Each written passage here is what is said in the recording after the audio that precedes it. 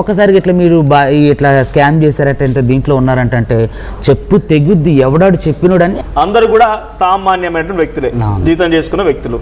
So వీళ్ళ దగ్గర నుంచి 200 కోట్లు ఎలా రాబట్టగలిగారు, ఎలా సాధ్యమైంది, మీ వరకు ఎట్లా వచ్చింది ఇష్యూ? అయితే మొట్టమొదటిగా ఇది 3 నెలల క్రితం 2 నెలల క్రితం ఇది నా దగ్గరకు వచ్చింది ఈ సమస్య. ఇక్కడ ఒక ప్రధాన పార్టీ నాయకులు తిరుమల గారు నాకు స్నేహితులు ఉస్మానియా యూనివర్సిటీలో.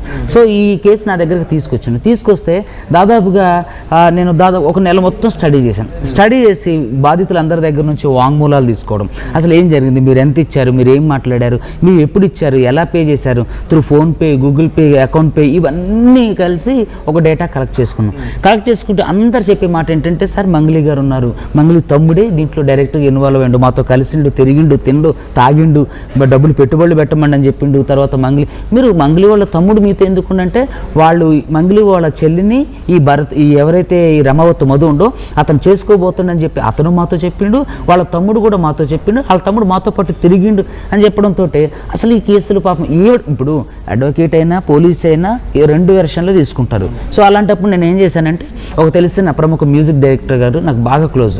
సో తెలిసినప్పుడు ఆయన గారి ద్వారా సార్ ఒకసారి మాట్లాడండి, ఒకసారి కాన్ఫరెన్స్, నేను ఎప్పుడు డైరెక్ట్గా ఆవిడకి కాల్ చేయలే, ఒక్కసారి ఆయనతో కాన్ఫరెన్స్ మాట్లాడండి, కలపండి, అసలు ఆవిడ వే ఆఫ్ వెర్షన్ విందాం, అసలు ఆవిడకి తెలుసా లేదా ఇదంతా జరిగేది అని చెప్పేసి ఆవిడ ఏం చెప్పాలనుకుంటుందో చెప్తే మనకి ఏదైనా సహాయం చేయగలిగితే దీంట్లో నుంచి ఆవిడ పేరు తప్పించడానికి ప్రయత్నం చేద్దాం అని చెప్పి అక్షరాల ఇదే రికార్డెడ్ కూడా ఉన్నాయి.